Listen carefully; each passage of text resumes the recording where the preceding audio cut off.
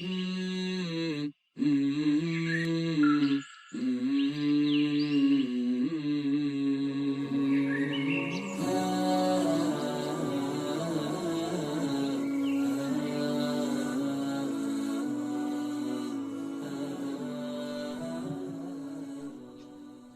Assalamu alaikum wa rahmatullahi wa barakatuhu, lovely ladies. Welcome back to another episode of the Versatile Muslimah podcast. We're super, super happy to have you back for another engaging topic which relates to you and a lot of women in, US, Canada, UK, and other parts of the world. So I'll start out by introducing myself. My name is Kulsum, as you probably already know from the other episodes. I'm a life coach, counselor, and an author, as well as a teacher at I3 Institute. And I'm about to complete my degree at Mishkah University. And this topic is one that's very important. And the aim of Versatile Muslimah is really to highlight topics that you go through that are relevant to you. And our job, mine's and Sister Lena's, inshallah she'll introduce herself, is to help you find solutions to these practical solutions to these problems that you can apply on your daily life and advise other people around you, inshallah. So let's start by introducing Lena, and then we can, get into the topic for today as well. Jazakallah khair, Kulsum. Assalamu alaikum, guys. I'm your second host, Sister Nana. I am a senior leader and project manager, as well as an instructor at I3 Institute. I am a scientist by career with a master's in biochemistry and microbiology from the University of Guelph. I'm currently completing my bachelor's studies in Islam at Mishkah University in the US, and I also work as a chaplain at University of Toronto in Mississauga. I'm really excited to talk today actually about our topic because which Kulsum was going to introduce, because it hit me close to home actually for the last few years of my life, and is a huge, I think, growing issue in the West. So Kulsum, would you like to start us off, inshallah? Yeah, so so the topic for today, I'll just get out and say it, is like low opportunities for hijabis and niqabis in the workplace. And I actually want to hear from you, Lena, because you have experience recently working in the workplace. And so, what is your take on that? This is difficult. I can tell you with confidence, like absolute confidence, that it is definitely more difficult than if you weren't a hijabi. Yeah. But honestly, the women that I've met, like I met so many Muslims in my field, especially in the science field, man, they're all like, a lot of them, when you get into science and stuff, people become less religious and more, into evolution and atheism. And it really influences their ideology, their mentality, their psychology. So it's sad.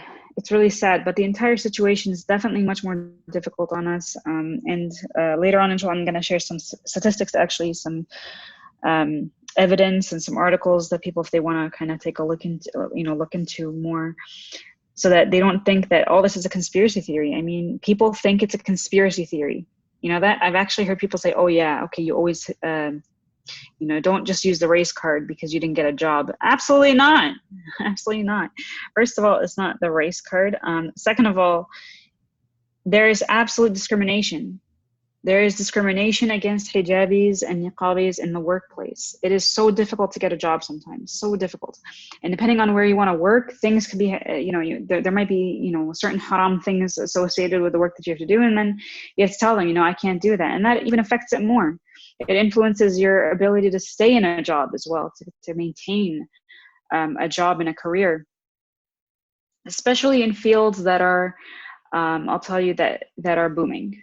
Why? Because these fields will, first of all, it means that there's more money in them. There's more permanency, right? Having the idea of getting more permanent jobs that are full time and not just contract positions. And I would say the last thing is it influences it affects your ability to maintain proper work relationships as well. It's really difficult, and people tend to not like it, and they want to, kind of stay away from you. And so your ability to network and make connections becomes more difficult ultimately, because usually how people socialize and make those connections is purely based on, honestly for them, it's based on social interaction in the evening, at bars or just drinking at a dinner, whatever it is, And so it becomes difficult for us. You can't maintain those relationships. You can't, how easy is it going to be for you to maintain a job? And honestly, I've dealt with it a lot since the beginning of my career until now. I have not had a job where, and I'm not even lying to you, I've never had a job where I had a boss who actually was supportive of this, nor was I ever, given an easy way in or whatever. It's always been very, very difficult. But alhamdulillah rabbil alameen, I say alhamdulillah because there's difficulty. The difficulty just means I'm going to keep sticking, inshallah, to to Islam and to our morals and our values that we carry from Allah subhanahu wa ta'ala. But yeah, SubhanAllah. I guess that's how I'm going to start it off. It's pretty negative, but inshallah we'll go through it. Go ahead. You want to start something off, or? No, it's definitely not negative. It's the reality, right? It's like, Yeah. you are speaking on behalf of like a lot of other ladies that are going through the same thing. And if this is what everyone's going through, then I think it's definitely worth highlighting, that this is happening and how to kind of deal with it.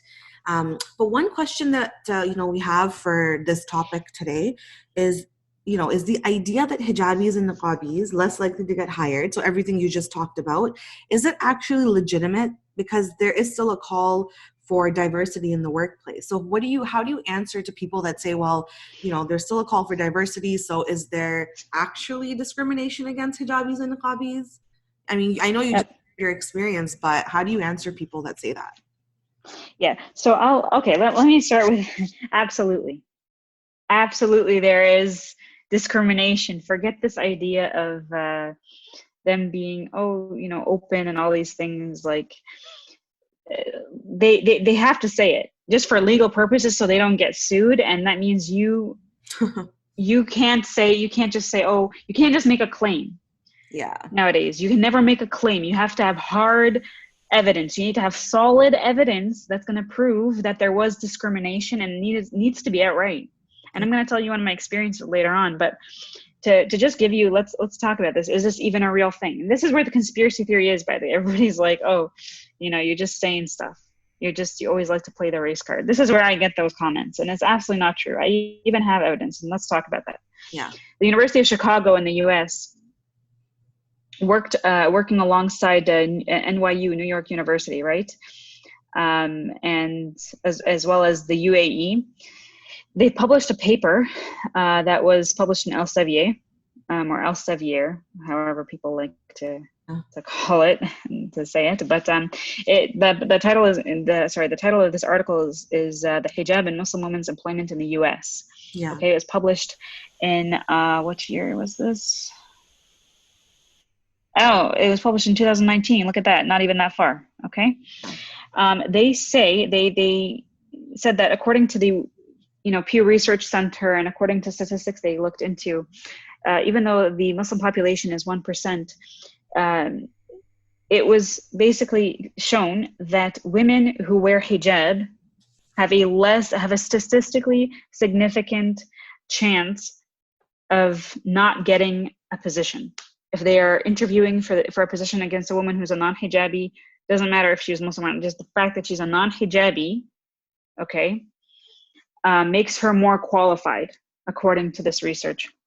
They looked at the research from different years, so 2007, 2010, 2011, and 2019. So you look at these years, like it was, 2007 is like what? More than 10 years ago, right? So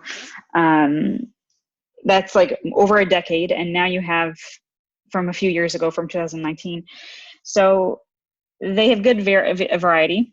And yeah, they basically concluded that there was a much lower likelihood of employment than non-Muslim women or non-hijabi women. Okay. Yeah. And they also looked into they analyzed the differences in terms of how how much more covered a hijabi was. So the more covered she is, so a niqabi max, right, would basically have the lowest chance of getting a job. And then proper hijab, meaning like just jilbab and the khimar, this is the second lowest, right? If a woman is wearing a hijab, but she's not wearing it properly, right, she has a slightly lesser chance, because now she's wearing pants and she's wearing tight clothes and whatever, that for them, the more liberal you are, the better you are. Yeah. Is how it is. But they found that this is known as the hijab effect. They call it the hijab effect on employment status, women's employment in the US. So there you go. It even has a name, the hijab effect. Now that's in the US. There's another US article from the American Civil Liberties Union, the ACLU, that also published an article called Discrimination Against Muslim Women. And they also identified that women who wear hijab actually have a much more profound percentage of them not being able to get a job. And they experience, they even looked at the discrimination in the workplace. Women who got a job, who were able to just get in. Yeah. Let's take a look. They stated that women who wear hijab in the workplace will actually get paid less than women in the workplace who get paid less than men in the workplace. So on the scale of women, we're actually less than non-Muslim or non-hijabi women in terms of pay. So for us, equal pay is even less than that, right? Like we're not equal. We're not even near equal. Yeah. Okay.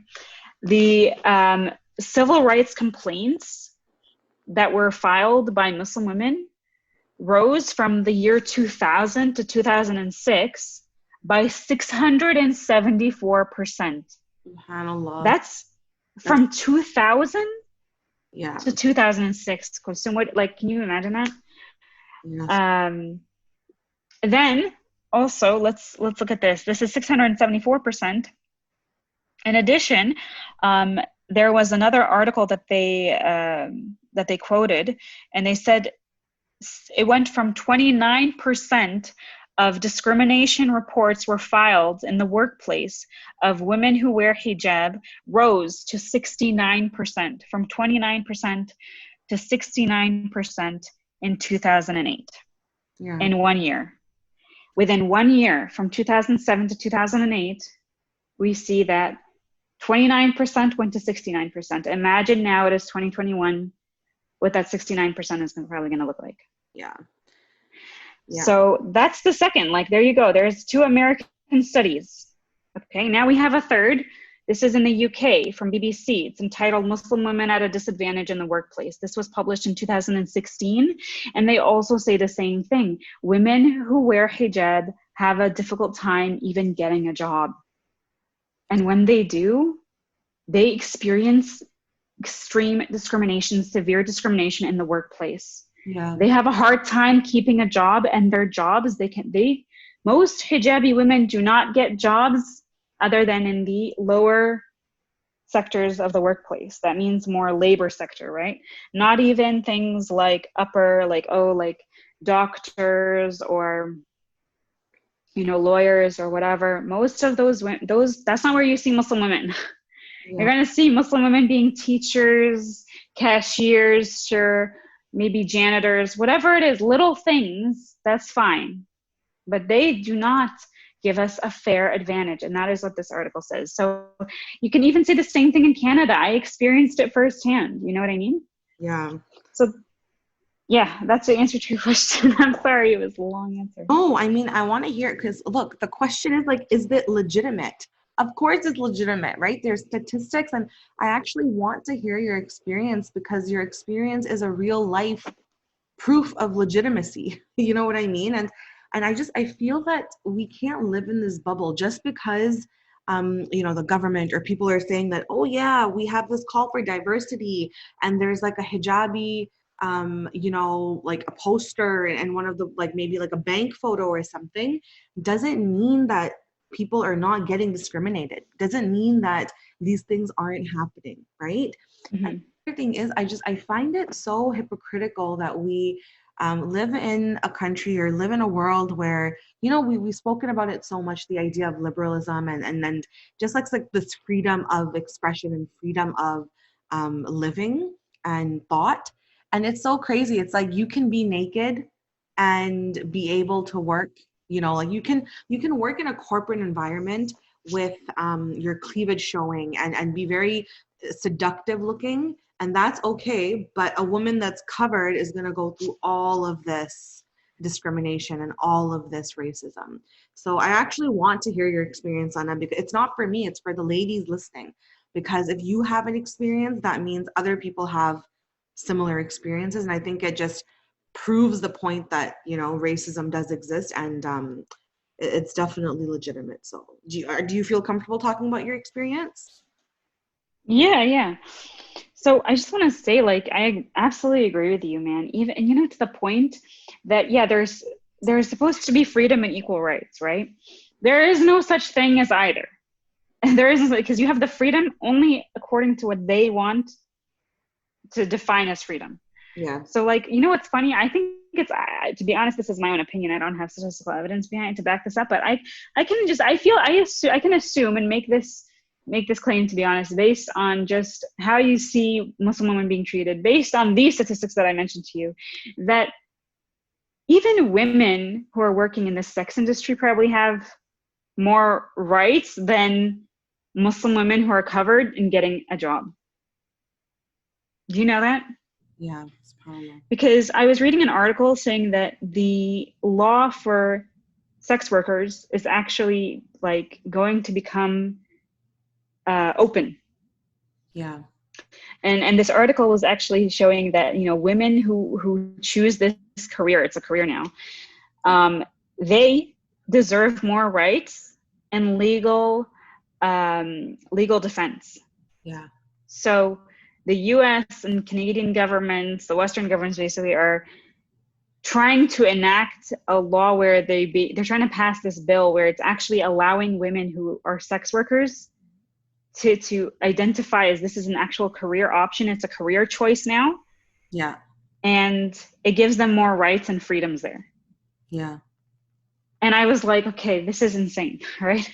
Like, I can't even, I'm sorry. This is just absolutely what you said is right. Absolutely. So here's my story. Basically, this was when 2019, December and January 2020. So basically last year in just end of 2019, right? I was working for a startup pharmaceutical company. Yeah.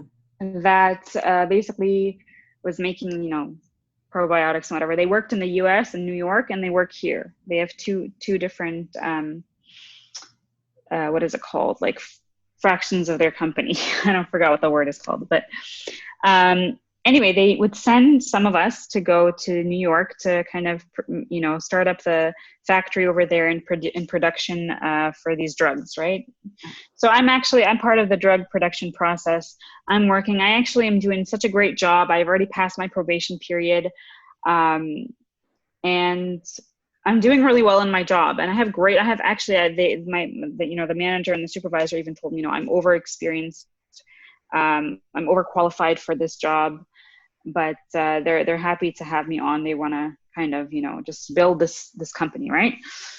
And it's a great starter company because of the fact that it got lots and lots and lots of funding because of the ideas that they were producing and the science that was coming, the results that they were getting.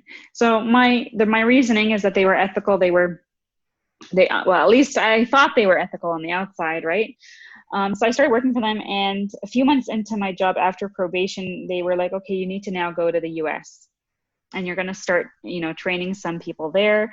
And so obviously, I don't know if you know this. I mean, of course you know this, but like, it's a little difficult to get through the airport for Muslim women. And especially during the Trump administration, which is when I was going. And I had to get stopped as usual to get checked because you're covered, and they always check a person who's covered because you can't take off your jilbab. And aside from me, the rest of the team got on, and they would not let me on. And when I came back, it was fine. Nothing happened. You're just like, okay.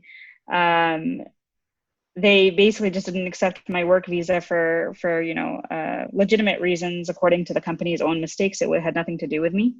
But then the company, when I came back, my boss was like, let's have a meeting. I had the CEO at this meeting, and they were like, oh, because of the fact that you were having trouble at the airport, we're going to have to let you go.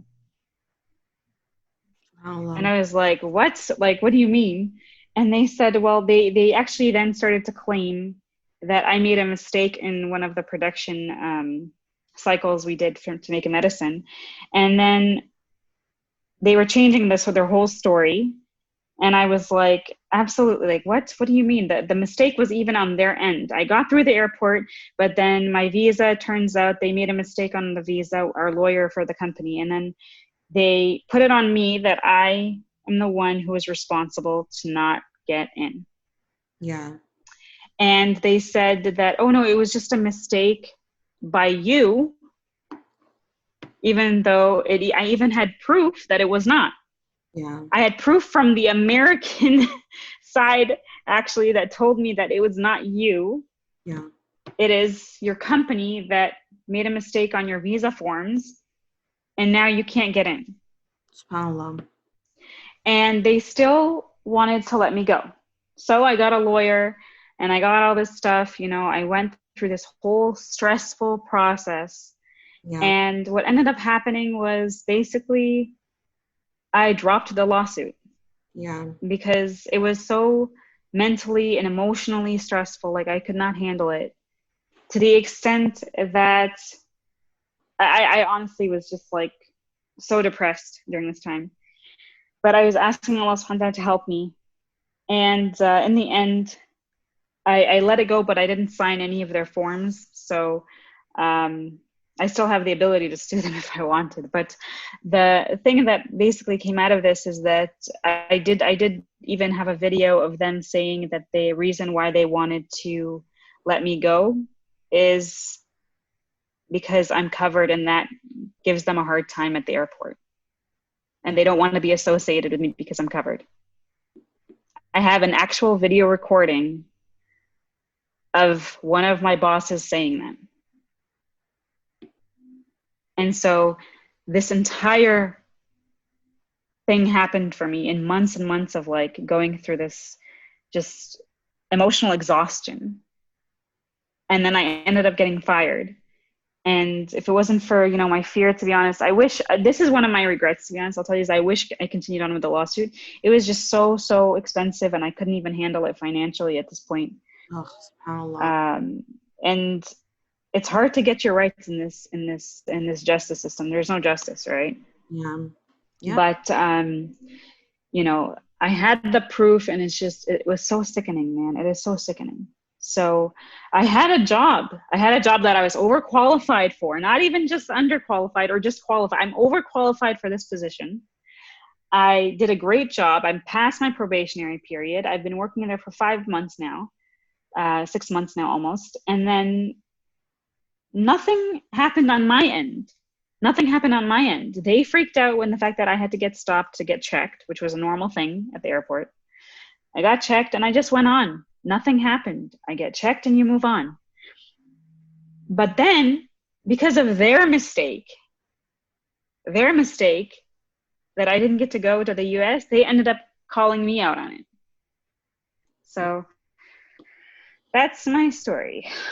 Thank you for sharing that. And like I said, this is just one in like a million stories that other sisters around are going through, right? I remember there is entrepreneur in this space, and she studied I don't know if it was like an Ivy League school or what it is, but she was like, when you get to that like level, there's not a lot of Muslim representation, and so I'm just gonna say it outright. There's a lot of white people, right? And she just talks about the fact that she's always felt that she's displaced. She always feels that there's this subtle competition. People aren't really hearing her out, and she has to try twice as hard. Do you see what I mean? Like, it's not always about you outrightly like, okay, so one half of it is that you're getting outrightly discriminated. So you're having incidents like, Sister Lana mentioned and other people have gone through.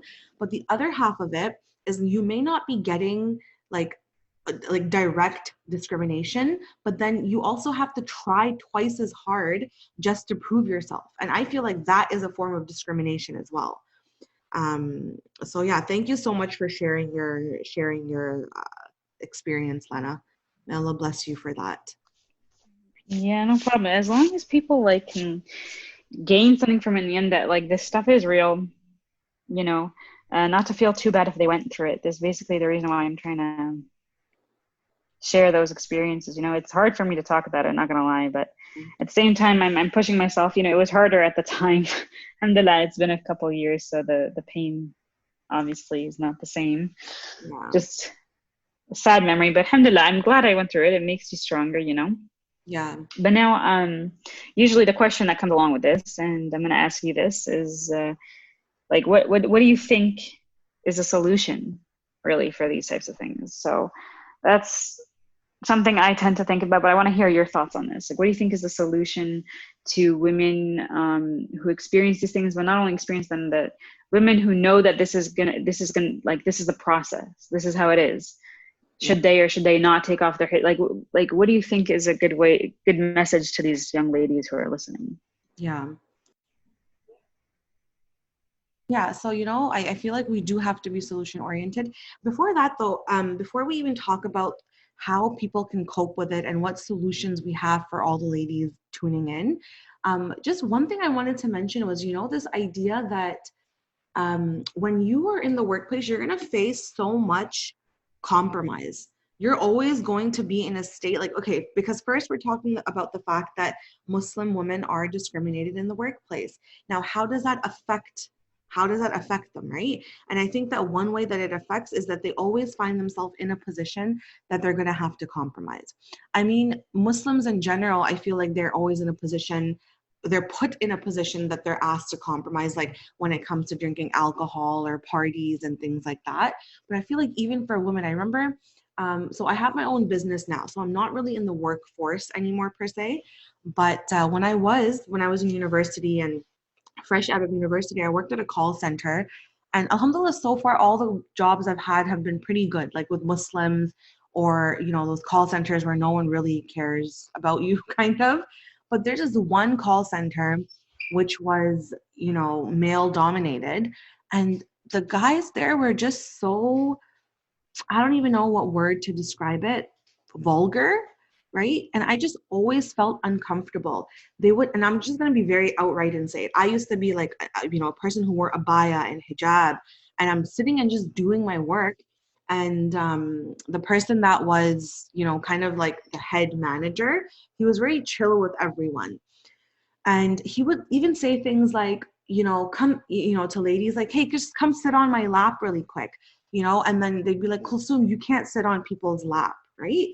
And I was like, and and it was just like, it was so humiliating to be like, even ask those kind of things, because as a woman, you're not used to that. And I think that goes into the idea of solutions, because I realized that you have to stand up for yourself at that point. Mm-hmm. It was so disgusting, and I was like, no, definitely not. That Gave him a da'wah lesson, but not just a da'wah lesson about Islam, but a lesson on like respecting women. What kind of a question is, hey, can you come sit on my lap? Like, are you a sofa? Like, it's such a stupid question. And I think for all the ladies out there, you are like, one of the games that we used to play was whoever got the most sales, they had to, like, I think it was like a Jenga, like we had to do like a Jenga thing or something. And then the winner would have to like, they would get like a pack of alcohol. And I was like, it was so disgusting. Alhamdulillah, I'm glad that I got out there. And so for all the ladies listening, right, you are going to be put in positions that you're going to be asked to compromise, whether it's something like this or whether it's, changing your, changing the way you're wearing your hijab, taking off your abaya, not being allowed to pray. And so when we talk about solutions, the first thing that I think of is that you as a person cannot change for people. Okay, your deen comes first. When you go into that workplace, I get it that the challenges are, they're a lot, they're vast, like Lena mentioned. But your deen comes first. You can't go in with the mindset that you're going to compromise, and you have to be so strong and be able to stand up for yourself, for your deen, and even for the sake of all the other Muslim ladies and women around you. So just always remember, the solution is Islam. Everything comes from Islam. And if you're going to start compromising Islam, you're going to lead a life that is compromising. So Islam comes first. You don't want to change for them. Rather, you want to create an environment that protects you. So if you have to be the one to fight and advocate for getting a prayer space, then you be that person. Okay, if you need to fight for not having alcohol just lying around in the office, then you be that person to be able to do that. And I feel that Islam gives you that strength, because look, Lena, you worked at a workplace. I've worked at a workplace. Other people have worked at a workplace. Where do we get that courage? That courage comes from Islam, knowing that Islam protects you, and it's the perfect religion to advocate for. So that would be the first solution that I would say. What do you think? That's amazing, mashallah. And first of all, yeah, that's disgusting. I have never heard this in my life of happening in a workplace, like someone just being so outright and direct. Like, Yeah. oh my God, like disgusting. Absolutely, that's harassment, man. But no, you're absolutely correct. Like, this is the first solution I would think of too. That's the first thing that came to my mind as well. You gotta like really tell and teach the sisters around you, especially the young ones going into university, especially just even them going into university, man. I meet so many young girls from high school who are like ready to like, get into these careers and all these things. And I'm telling them, they are honestly willing. It is so sad. It's so sad to know this and to hear this, but they're willing to reduce their identity to a career instead of their real identity, which is a Muslimah. And we need to abide by that, man. We need to, when you're submitting to Allah subhanahu wa ta'ala, you say, Ashhadu an la ilaha illallah wa ashhadu anna Muhammadan Rasulullah, this needs to take precedence. It doesn't matter, if you become a doctor or a nurse or a lawyer or, an engineer. It doesn't matter. These things are not your identity. Not even the female identity is an identity until you are a Muslimah. Like, that comes first. That comes first, man. That comes first. And we have this sense of fear among us, like as an ummah. Like when you meet these people, they're so afraid. They care so much about people's opinions of them. They care so much about what people would say about them. Like, oh, we can't dress in a certain way, we can't act in a certain way. They liberalize themselves so much. They modernize themselves so much to the extent where it's like, do you have a spine? Yeah. Do you actually have a spine? Like Allah subhanahu wa ta'ala says in Surah Al-Imran, ayah 187, He says, إنما ذلكم الشيطان يخوف أولياءه فلا تخافوهم وخافوني إن كنتم مؤمنين. So it is none but shaitan who frightens you of his friends. So don't fear them, but fear me if you are believers, right? And this goes back to the same idea that you should not fear. Who are his friends? His friends are not just the people who whisper to you that you cannot see, like the jinn, but in the shayateen, but it's also the kuffar, man. The people who follow them so much, they basically worship Satan. These people all around you that worship themselves because they listen to shaitan himself, right? They themselves are they can be your enemies, okay? They try to make you afraid of them. That's what it is. These people are afraid of them. But Allah says, do not fear them. You need to fear me if you are actually believers. So that's something that I would also kind of mention. And the last thing is that, okay, so this is something that's the tips for how women try when they're trying to, get into their career paths, get into a job. But then there's the other aspect, is when they have a job and when they are actually employed. I find that, they get scared like how I did, but you should not. And I would my best advice is always, always, always keep hard evidence. You should never just have verbal yeses or nos. Never, ever. When you're in the workplace, you get everything by email or by writing. Okay, everything needs to be recorded. Everything needs to be recorded. You have to have a copy of everything. You keep everything, all your paychecks, all your whatever. You keep every email. If they want you to do something, you ask them, can you please send me an email so that I have confirmation that you asked me to do this. Yeah. If it's not part of your job description, even if it is part of your job description, you always get hard evidence. Yeah. You always get hard evidence. This is what my lawyer taught me, right? When I was going through this, they also said that you must, okay, go and speak up about this. If you have been discriminated against, Yeah. you should go, and you're Muslim, go to NCCM, talk to them, tell them your story. They have lawyers to help you if you can't. I didn't know this, but they have lawyers to help you if you can't afford it. And then you can basically get them to advocate for you, and you can tell your story out loud somewhere, you know what I mean? On the news or whatever it is. But speak up about it. Don't be afraid. Don't be quiet. Because when you're quiet, there's so many others that are like you then. You have to understand that. And when you're quiet, no one's going to be able to get help. So learn to help each other and to strengthen each other in that sense. And don't weaken each other and tell each other, oh, no, it's okay. You should just basically, maybe you should reduce your hijab, or maybe you should not be, look as Islamic, or not be as Islamic, or don't mention lots about Allah or anything, And if they're drinking, it's okay, just go sit. Like, I've had people tell me that. I'm just like, no, I'm not going to go sit with them if they're drinking. I'm not going to change who I am and my Muslim identity for some people who, by the way, if it was you versus someone else that they had to save, they would not choose you. Yeah. If it was versus you versus a non-Muslim, they're gonna choose the non-Muslim. Let's just be honest here, okay? And I might be taking this a little bit harsh, but people need to understand this, that you need to care only about Allah's opinion of you and no one else's. They will not be there to help you, to save you. And on the day of judgment, they're not the ones out there that's going to be, no one can speak up for you, Yeah. So, it's only you. Like, we as Muslim women shouldn't feel disempowered, right? Don't feel like if someone is scaring you, you don't need to like just bow down, and you don't need to end up compromising. Like Lena said, speak up, right? Get support.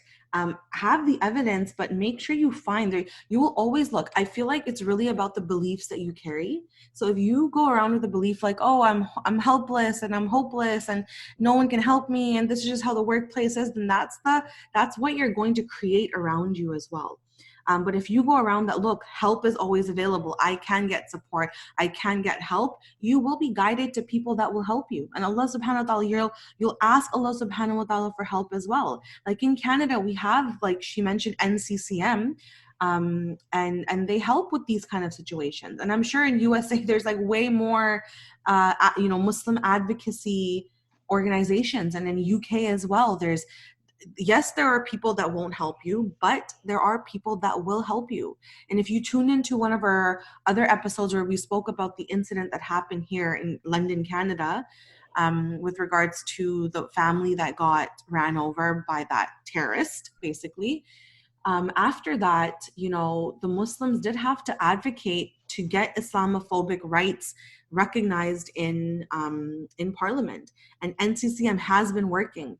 So see, like, these incidents are supposed to push us Muslims together, to work together, to create that change, at least at a grassroots level.